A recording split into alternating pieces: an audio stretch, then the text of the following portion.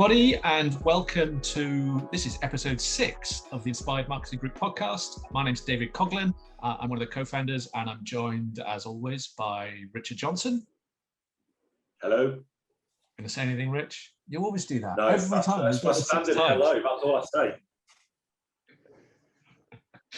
And for this episode, we are joined by a former colleague and client of Inspired Marketing Group, the excellent marketer Karen Dales. Oh, what a lovely intro, Dave. Thank you very much. Nice to be here. No problem. Yeah, thanks for joining us. Really appreciate your time, and I appreciate you're busy. So, do you want to just give us a quick who you are, where you've come from, what you're doing now? Yeah, sure. So as per introduction, my name's Karen. I am presenting today from my little office, a little village where I live just south of Nottingham. I've lived in a couple of different places outside Nottingham, but mostly around the kind of South Nottingham, Midlands area. I live here with my partner Dave and our two quite loud basset hounds, Rosie and Lola. So that's me here. And I've been working in marketing scarily now for 22 years. Don't do the back maths. So you started when you were 30, when you were 8 then, did you? When I was about 13, teenager. I started young. Yeah, crazy, 22 years. And that's post-university. So yeah, you can kind of do the maths from there, really. And so I currently obviously worked with you guys at Experience. It's quite a long time ago now, and I now work as a marketing director for the Access Group. I've been there for just over 4 years now. Tell us about the Access Group, Ben. So obviously we know a lot about it, but what do you do? What do we do? So we are, first and foremost, we're a software provider. Until about 18 months ago, we were very much a UK software provider, but we've expanded hugely over the last 18 months internationally. So we now sell in Asia Pac quite strongly. We've got parts of our business in Australia, New Zealand, and we sell into the States and parts of EMEA as well. But probably predominantly our growth has been in Asia Pacific, which has been fascinating. But yeah, we're fundamentally a software provider. We provide software to, I'd say, small and medium-sized businesses. We do sell to larger organizations, but not into your sort of top enterprise end, very much kind of mid-market. We sell a range of solutions that support businesses do what they do. So one of our stat line is actually freedom to do more. So we sell there's fairly standard business software solutions like financial management, HR, payroll, some really nice digital learning and development tools, but we also specialize in helping certain sectors. So we've got a big presence in health and social care, a whole range of software that we provide there, which helps carers in larger organizations, but also domiciliary. So where people go around to people's houses, it's just little apps where they log their hours, they log the notes. So really quite sort of practical, informal, really valuable, especially at the moment, services. We also work in hospitality, recruitment, and we do quite a bit in the what you call supply chain, which has been a very interesting area over the last 18 months. So we've actually seen, quite huge growth in that area. So as more retailers have turned to selling their goods online, you kind of see the nice shiny internet up front, but what then goes on behind the scenes is really quite complex and is 100% supported by software. So you place your order on, say, Amazon kicks through to the retailer has to see if they've got their stock, then they have to get the stock to the warehouse, then they have to get it out to you as a consumer. So that whole process behind the scenes is super important. And you probably know, as consumers, I think our expectations are higher now than they were pre-COVID. So if your package doesn't arrive tomorrow, you're like, okay, guys, come on, Amazon can do better than that. So expectations around that kind of service delivery are really, really high. So that's one of the areas that I work in specifically. And I've seen phenomenal growth and a real range of customers, from quite large retailers and big third-party logistics companies to somebody working on their own, where they've created something bespoke that they sell at potentially quite a high price, low volume, the whole range of stuff really. So Yeah, very, very interesting. And pharmaceutical companies actually is another area we work in, production management. So yeah, lots of stuff. I could go on. Wow. So I guess the last 18 months for Access must have been unbelievable. And I guess a real shift in terms of where you maybe used to make a bunch of money and now where it's shifted, like you said, with the sort of move to digital. Yeah, although so some of the sectors, so we have been impacted. So we sell a lot of software into the hospitality sector. So obviously that's an area that has been impacted, but actually it's gone in waves. So as the hospitality sector are trying to come back online, again, software is helping all these businesses. You think now you go into a bar, it's all on an app. Everything is software based. So there are sectors that have definitely seen sort of peaks and troughs over the last 18 months. But nearly all the businesses we support have seen an increasing need for software, and specifically software in the cloud. So SAS Solutions, which is what we specialize in. A random one from me, Karen, and you may or may not answer because it's not particularly your sort of division, but you mentioned about pharmaceuticals and that. Have Access played any part in the COVID kind of rollout in terms of, have you done anything? I think it's been not directly, and it's probably fair to say that the pharmaceutical organisations are quite, there's still quite a lot of restrictions around how much they can talk about in terms of what they produce and where they produce. But there are a number of companies that we work with that we know have been involved in that process. I wouldn't be able to go as far as to say our software is specifically linked to it, but yeah, we definitely know there's been a few pharmaceutical companies that we've worked with that have been involved in some way.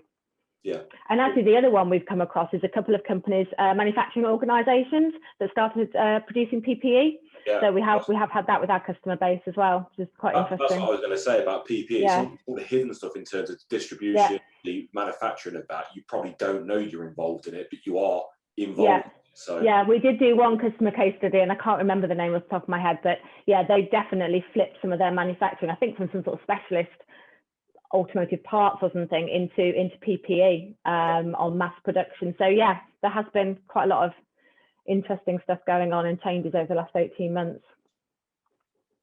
And how has Access sort of adapted, obviously, as your clients change, their needs change?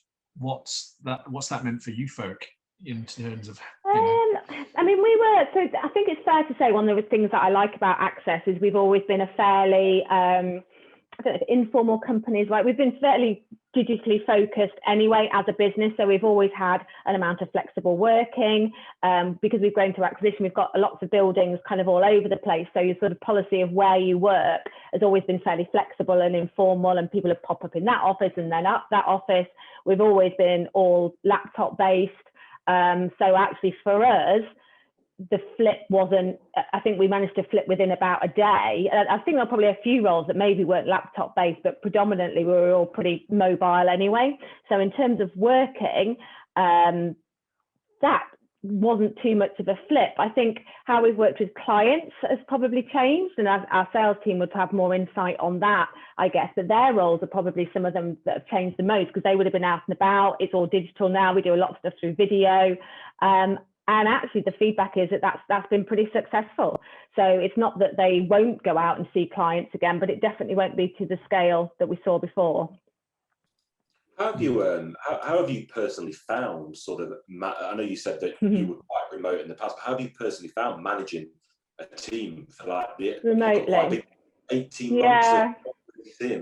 Is it tested? What's it been like? Funnily enough, managing the team part, that hasn't been particularly challenging. So I say we know each other, but we've had new team members coming in. That kind of direct management and direct working groups for me works really well digitally. You've got as much ability to sort of interact, you get plenty of time with them. That side I think has worked quite well. The bit that I think we've missed is the more informal chat, informal working, and the wider network. So my direct network, I've got several groups that I work with on a regular basis, and those relationships have probably strengthened and grown, and we've worked really effectively. The ones I miss are maybe the people I don't know quite so well, or the people that I don't have work to do with. I'm not on project for anything specific, but I would have seen them around the office, would have said hello, had a little chat. Those informal relationships are the ones that I've seen a lot less of. and I think miss. That's the thing I think you get from having an office, being able to go in, different people that maybe you wouldn't necessarily have a reason to have a meeting with, you get to have that chat with. That's the one thing with digital, you tend to have to almost have a reason to have a conversation. That's really a bit different. Actually. I've not, to be honest, I've not really thought about that. And actually, I guess one thing when you were talking, Ben, it's almost like there's not really a danger of you becoming siloed because you're networking across a lot of divisions. But do you think potentially your execs almost are not having those coffee machine conversations? Because like you said, you've got to have a reason to have a conversation with somebody, you just can't bump into them.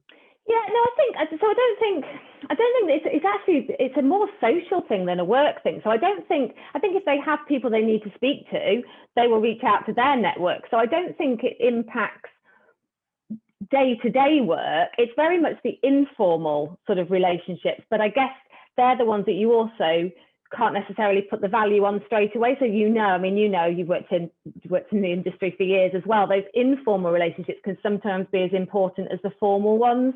So I don't think it matters what job you've got or what level you're at. I suspect that's similar for everybody, especially probably in a larger organisation. If it's a really small company and maybe you're only 20 people, you probably all speak all the time, but you get into those bigger organisations and I have colleagues I worked with in divisions I worked in when I first started, and I used to love catching up with them, but actually I haven't really done that.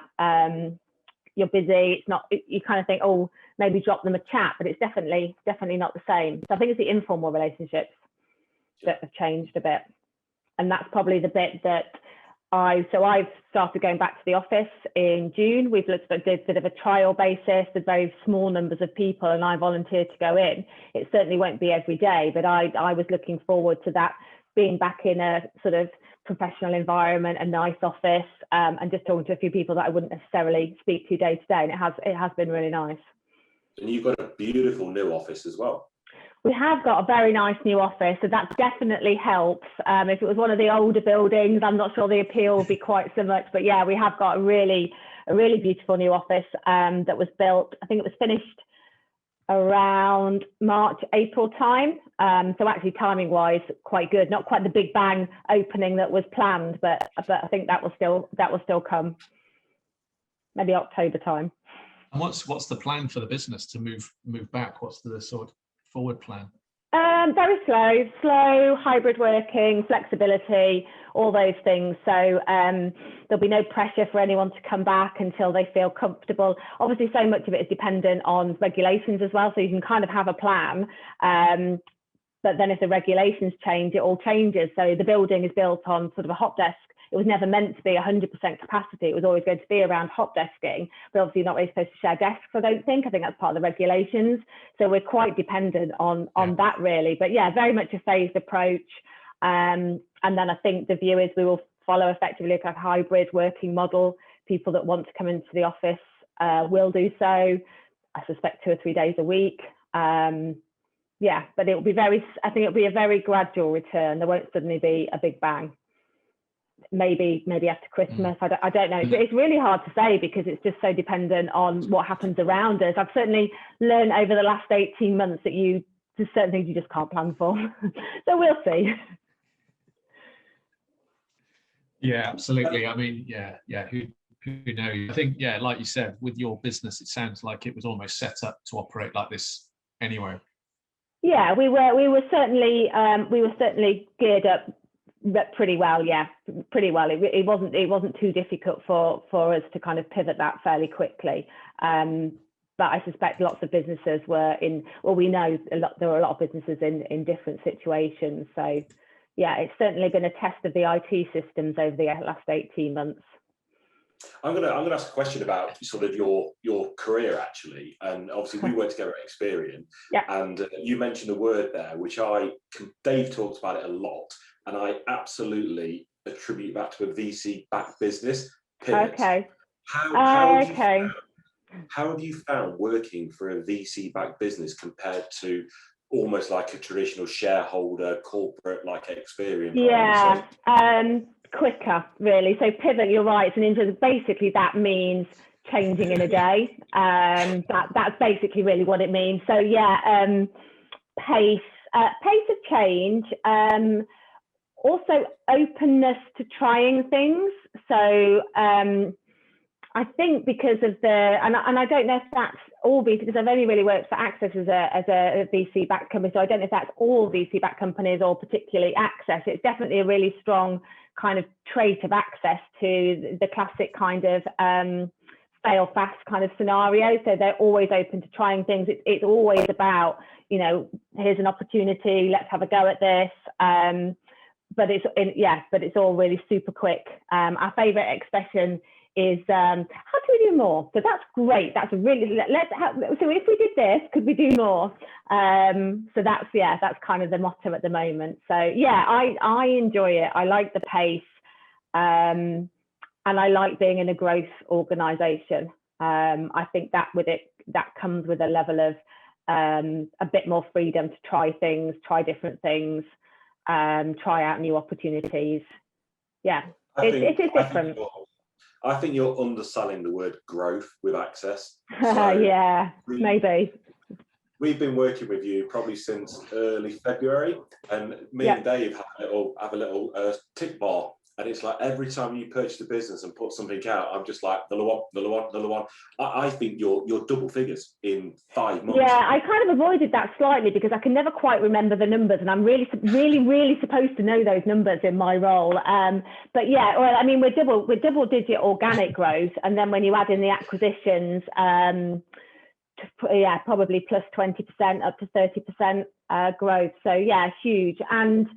And it will either be lots of different types of growth, which I think is really interesting. So sometimes we'll add a whole new sector. So this year we launched the Access Legal division, so kind of a whole new separate sector. And then obviously international for us has been huge over the last year. And we bought some really quite substantial sized businesses over in New Zealand and Australia. Yeah. And yes, we do expect that to continue, I think, for the next few years. Brilliant. And I guess, a question kind of related is sort of how do you plan for that? How do you resource it? How do you, assemble a team to support these acquisitions and this growth? Yeah, and that has probably been when we were talking about, you sort of asked me before this, sort of around challenges, and that is one of the big ones, because you can't plan entirely in the way I would have done before. So I kind of remember the old days when you'd probably restructure the team maybe once a year. At best, you might have a look at it midway through the year, and it was a whole process, and there would be lots of discussions and PowerPoint org charts and et cetera, and there'd be a big announcement and everyone would move around. And yeah, so that doesn't work at all. We're constantly asked, so our exec team are really good. So our board are really good. They're very experienced. They've all done this before, and they're constantly pushing us to always recruit for a year to 2 years ahead. So whatever you think now, go for the best talent, go for the best experience, and that's actually really empowering. So it's great to be told, actually, that you're not restricted by budget. Not to say there isn't a budget, but that isn't the main factor. Whereas I think when I've done recruitment before, it's always there's the budget line, so work to that. It's more go and find our future talent, and then we'll discuss what we need to do about that. So yeah, that definitely comes from them. So it's always trying to go for that when you are doing the recruitment. But I think that that does lead quite nicely to why we started working with you, and I thought about this because it's not just about. And myself and Lucy Levitt talk about this. So Lucy's the other lady in Access that you've been working with quite a bit. And we've talked about this and why we think the model works and actually how we think it will evolve. Because when you bring in a new acquisition or actually any sort of business growth opportunity, the resource you need to get that up and running is maybe not the same resource that you're going to need in 6 months' time when it becomes BAU.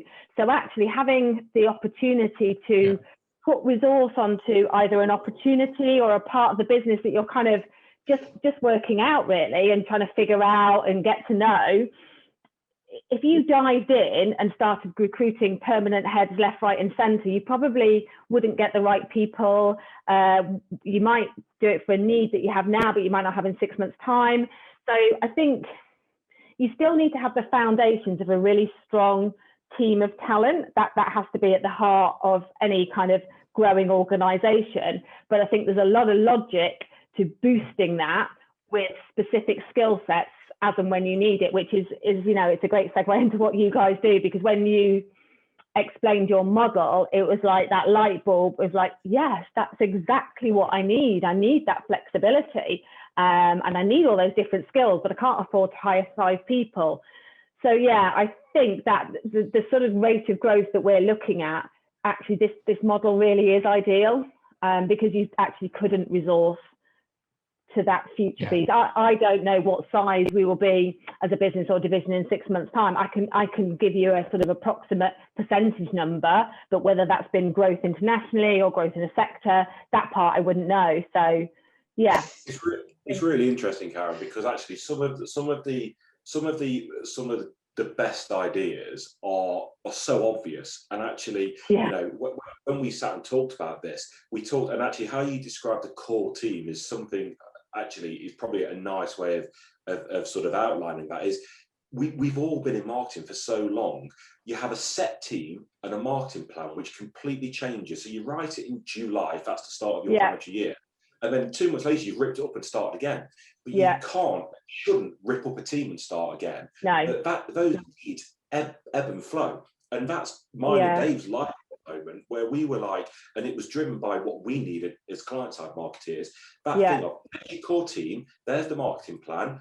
3 months in, we're changing. Right, we now need to drop in that skills. I don't know how long I need them for, and that's what the model does. And it to us, we always speak to loads of people, don't we, Dave? And we're just like, oh, I wish I'd have thought about that.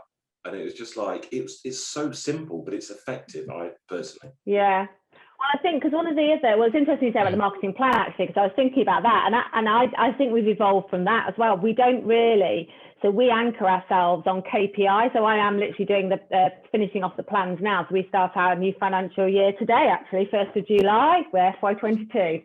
Happy New Year. But I'm so I'm just nailing down all the targets and everything now. And actually, in terms of plans, we will always produce short-term plans, because you need to demonstrate to people what marketing you're doing. They're generally three months max. But really, the idea of an annual marketing plan is completely gone. We just anchor ourselves on KPIs. So my plan will effectively be a set of KPIs for each core area of the business that I want to monitor. And actually, for me, that's all I'll probably really want to know. In terms of what activities are happening, the team will update various stakeholders, because people like to see what's being done. But in terms of sort of that plan and control, I think it's all KPI based now, really, and mostly digital. And I think that's the right way of doing it. But I think you'll be surprised still how many people produce their year plan, Excel, this is what I'm going to be doing. And actually, it never gets done, because it just... I suspect there are people in the team that definitely still have an Excel that they map out themselves, and that's fine, because that's how you manage your time. And I've definitely got a few PowerPoint decks that I will often have there, just as because you've often got to present your thinking. Really planning. I think it's monitoring KPIs. I mean, you've put a lady in with us recently, Emily. She's come on as one of our sort of digital product owners, which is a new role for Access. And we're finding with the probably slightly lower value, higher volume SaaS products that we sell, we need to be checking in. I mean, we talk about an annual plan. It's not even a monthly plan. We're checking in every few days on those stats, and we're making changes live as we see things. If one page isn't converting, we'll maybe put some new copy on there. So yeah, the model is changing more and more. And I think SaaS, the more people are moving online and buying online and being used to doing everything online, that model will just become stronger, actually.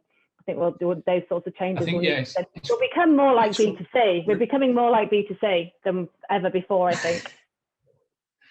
That's exactly what I was just about to say. Yeah. We've placed a couple of people, I think, very recently, like this week. A lady we placed into your team who's got an e-commerce background. Yeah. And we had a conversation with her in terms of, Access are growing so fast, the transactional online, that don't worry about it being B2B. And I've been hammering this bloody drum for years in terms of it's person to person or human to human, not B2B or B2C. And I think what we're really seeing, and again, it's probably driven by, the macro stuff going on, digitization, demands, consumer demands, and just people demands of I want it now. Yeah. But like you said, B2B marketing is not dead, but it's definitely moving in terms of becoming more and I think probably based. Yeah. The three of us talked about this in the past. Actually, Dave, I think we probably talked about this back at Experian, but I think that is one thing that COVID has accelerated, is that connection of the two, because everybody does everything online. And actually that whole thing, you as a human, you as a consumer are the same person as the person that goes into work and does business. I think without realizing that shift online, that has probably been quite immense. So you talk about the hybrid working, different ways of working. Actually, whether you work in an office or at home, that maybe won't change quite so much, but how you want to buy the services that you need in your job or in your role, I think that probably has changed more than we've realised yet, actually. Do you think the mindset's actually changed quicker because of the circumstance? So if you think about it, you get up in the morning, you get dressed, you go to work, and you're potentially a different person in an office. Because everyone's been working from home for the last 18 months. If we were to, old school, send you some direct mail now, you're receiving it in the same environment as Karen Dales, who lives at home. And do you think the mind shift has happened because we're not putting our life in boxes in terms of work and home? Yeah. I don't know. Yeah, I don't know. I think it's, I think we won't, none of us will actually know how much it's impacted what we do and how we think, probably for another year. I think it'll be one of these things. We're still really kind of in it, aren't we? So I think it'll be another year before we look back and really see the changes. But yeah, all of the above. One thing I have definitely noticed going back to the office is it's definitely more casual. So people have had an insight into people's home lives. I've made the point or effort to try and get ready-ish for work every day, because it's something that I like to do. However, there's jogging pants around, there's slippers, there's flip-flops, that sort of thing. And I think going back to the office, I don't think a formal office environment so much will come back. I think it will be slightly more casual in a nice way, not just dress code, but I think everything has become a bit more relaxed. People have had to relax, especially with people having to do the homeschooling. Just generally, I mean, everybody now is kind of used to those interruptions on the calls, and no one minds. It's actually almost quite a nice part of the day, really, when it's guessing who's going to get the interruption first and who it's going to be. Yeah, it's a really, really nice observation, actually, which I hadn't really sort of clocked. But like you say, you're right. You can see, this is my study, my picture of my kids on the wall. Got your picture, you and your wife. That sort of, but it goes back to that human to human thing, right? You're getting an insight into,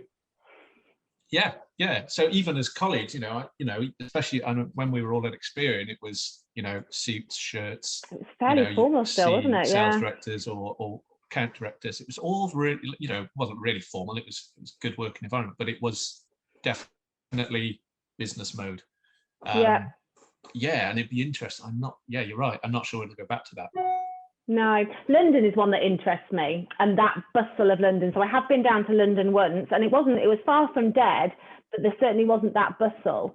I don't know. I think that's one of the cities that it's very much TBC how far that will come back. I mean, obviously, like the office that we've got, it's a living office. It's on a science park, so generally, you're not commuting with public transport. It's not the same as being in the city centre. There's lots of green space around it, lovely big building. It's quite different feeling, I suppose, to getting on a tube train. I mean, I don't think anyone can yet imagine. I mean, can anyone actually remember what it was like to get on a tube train at 8 o'clock in the morning? I mean, that right now, you just can't imagine that happening, can you? Being wedged in against the door. Is the door shut? I got in my car and drove to see Dave last week before. And I was like, I hate this. I literally hate it. It's like going on the A610. I was like, really? Well, yeah. Like, there's no traffic on my landing, but it's like, Well, you see, thing is, though, you say about the driving. So far, I've noticed the traffic isn't quite as bad as it used to be, but it quickly comes back, the commuting annoyance. But the first few times, I actually just liked getting in my car and going out. I mean, it was in the summer, so it's quite nice. I'm not sure how I'll feel in January, but I think it's about variety for me. So for me, having 5 days in this office is too much. So I'm here at the weekend. I'm very lucky. I've got a lovely office here. We live in, a really nice place. It's a nice environment to work in. I've got everything that I need, but I just like a little bit of variety. So, so to get in the car, go out a couple of days, go and buy coffee, go and buy lunch out is a nice balance with having the freedom to work from here as well, and maybe do something before you start work, or start earlier, finish earlier kind of thing. So I think that's the one thing that COVID will help more people embrace. It's that kind of flexibility and variety. I don't think it's all one way or all the other. I think it's a combination, and everybody's different. Everybody has different personal preferences. So that's what that's certainly the model that we are anticipating that we will go to. And as I say, for Access, it's not a massive step. We were relatively flexible before. I think that just takes it one step further, really. I know we've touched on this about sort of the working relationship we have between the Access Group and the Inspired Marketing Group, but I'm interested to understand. Obviously, when we first had a conversation about potential opportunities in February, you clearly had a choice of the traditional recruitment, the traditional contractor model, or using our kind of setup. And I know you kind of touched on it. Yeah, it's good to understand the thought. Yeah, I mean, so as I say, it was probably the biggest driver to start with was speed. So we had this acquisition come in. There was an opportunity we wanted to explore doing something a bit different, but we didn't have the resource in the team. They didn't have the resource in their team, and we didn't want to impact BAU. We wanted to do it as net new. Recruitment still for permanent roles probably takes about 3 months to do it properly, and actually I'm a big advocate of doing it properly, so it probably shouldn't happen in a shorter time frame. So my first thought was sort of more traditional contractor route. It's something we've done before and relatively successfully, but again, the time period is difficult with that, because my experience to date has been that your better contractors tend to want the longer contracts. So if you offer 12 months, you get some really good people, but the short-term contractors, it was always a market that I think maybe as a contractor, it was never particularly attractive in the past. So there were a lot less of them, harder to find, that kind of thing. So I think that's why I came to you, because I knew you'd sort of touched on the fact that you would probably do more shorter-term contracts. We hadn't really gone into any detail, but when we did, it was absolutely that. So it was, it's that short term, being able to be short term, but still have the quality. Because I think that's the thing I would have been worried about with some of the older models, that perhaps those shorter term they just weren't necessarily available, short term contract people with the sort of skill sets that we were looking for. So yeah, I think that, and then I think the first role we looked at, that was very much the driving point. And then as we talked in more detail about how it all worked, obviously a big part for me going forwards is also that I have to do a lot less vetting. There's a lot less of my time invested in reviewing different candidates. So I can focus my time perhaps on other initiatives or the permanent roles that we're recruiting, and taking my time with that and doing that as thoroughly as possible. But then because I know your guys' background,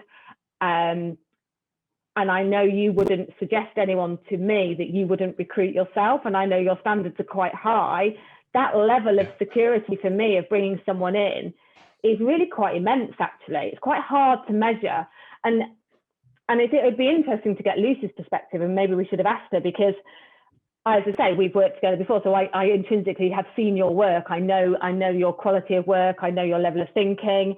But actually, I think Lucy's gained a similar level of trust in you fairly quickly. So as I say, it's hard for me to say how much is my knowledge of you in the past versus my knowledge and experience of you in recent months. But yeah, definitely the fact that you're basically de-risking something that could be high risk.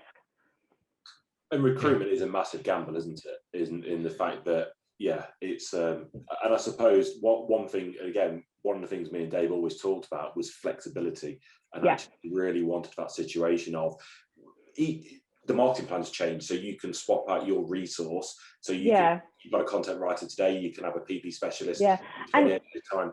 And that's amazing, really. I actually hadn't really thought that would be possible. I've never thought that would actually be possible. And I still actually am quite amazed how you kind of balance it all. And as it is, we probably haven't chopped and changed the skill sets quite so much. but it's definitely those short term. We only really commit to sort of 3 months, which is brilliant for me, because it just completely de-risks. It gives me the opportunity to try out new things and to dive into opportunities and be able to say to my stakeholders and the board, yes, great idea, I'll get on that, rather than saying, yes, great idea, give me a couple of months, I'll try and recruit someone and then we'll start. It's a completely different, it's completely different scenario. Yeah, you can kind of imagine that doesn't, when that realization that's not going to work, it's really not going to work anymore. But yeah, it's a great solution. And I guess, so I don't know from your, from the contractor side, I've not really asked them, but I'm assuming they get a similar level of comfort that they know there's enough, you've got enough clients, and it's kind of that management, I guess, that you guys are doing of kind of resource and need. And yeah, I mean, I'm kind of curious actually how it is. It feels like it would be quite hard to manage that, but it doesn't look, you don't make it look like it's a lot of work. So I don't know, how is that balancing? I like the swans, Karen. It's the pedaling furiously, but on the top we're gliding. I think, to be honest, and not to kind of give away too much of secret sauce, is that our USP is we don't traditionally contract with the old traditional contractors. These are people who were, for argument's sake, like yourself, marketing director, done it for years, and then said, you know what, I really just want to focus on this part of marketing. So I set up my own copywriting business, or I set up my own PPC business. And actually what we do, we contract with all ex-client-side marketeers, so people who roll their sleeves up and have done it for years before, but are running their own business. And what they get on their side is that they're traditionally not looking for 5 days a week for 12 months, because they've got their own client pool. What they're looking for is almost lead generation, and they're either they can't do it because they haven't got time, or they're not as effective as they want to be. And our simple model is, you or whoever will provide us a brief, we need this skill set. We go out to the community and say, we've got these copywriters, these SEO specialists. We contact them and say, have you got a day a week for the next 3 months to work for the Access Group? And they say, yes, no, or I don't really want to work with that business. Not that anyone's ever said that, by the way. But, no way that would ever happen. No exactly. way. But that's how it works. So in effect, we fill their time as well. So it's all, we have lots of conversations with people who are like, yeah, I really want to join the community. Can you find me a contract which is 12 months at 5 days a week? And it's like, that's a job. That's not. That's a job.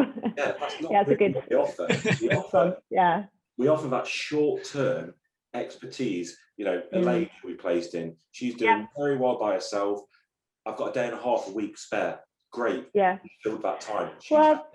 The other thing that I've noticed with everybody you've placed, so you sort of touched on it there, but I think this is the sort of people that you're getting, is they do strategy and doing. So most of the things that I would need doing, especially if it's a sort of a quick opportunity we want to explore, I need someone that can think about it for themselves, but I also want them to probably get on and do it. I mean, one of the things with Access that I've always loved is we're not a particularly hierarchical company. Everybody kind of gets on with their own job. And that's the sort of, but we actually want, you've kind of almost hit the head, we want that experienced marketeer that can do the thinking and can do the sort of positioning of what they're doing, and will actually get in, write a bit of copy, might get into the email system and put it together, does a little bit of design. We kind of want the end-to-end piece. And I think they're the sorts of people that you're attracting, whether that was intentional or not intentional, but that's definitely what I've seen in the people that we're bringing in, which is exactly what we need. Yeah, 100%. And again, that's sort of our sort of client side marketer sort of community is exactly for that reason. They're used to running teams, managing teams, doing the do, as well as sort of presenting to stakeholders, managing people. So that was intentional on our side, because, and again, we can help de-risk our community because we've got breadth of clients. So we've got SME clients. We've got one of our SME clients. I think we've changed the team for him every single month. As we've sort of tested and adjusted stuff. So, but again, folk are happy because they'll be doing a day a week for him. They'll be doing 2 days for another client, and so we can, and they're sort of de-risked like that. But brilliant. Really glad to hear that it's working for you. And Definitely. yeah, really appreciate your time. That's gone so fast, but Yes, yeah, really good insight from the client side. So thank you for that, Karen. No problem at all. So that's us done. Thanks very much. Thanks for listening. Thanks for watching. I hope you've enjoyed it. If you work in a high growth business, whether you're mid corporate like Access, or if you're a VC-backed startup, then you want to work with us, you want some capacity to help you get going, then have a look at the website, the imgroup.co.uk. Similarly, if you're a client-side marketer and you want to jump out, go freelance, really do something that you love, work from the beach, work from your home, work from wherever, then again, visit the website, imgroup.co.uk/join, and then you can have a chat with Rich and I, and we'll get you going. Thanks very much, guys. Appreciate your time, and we'll see you all on the next one. No worries. Cheers. Good to talk to you.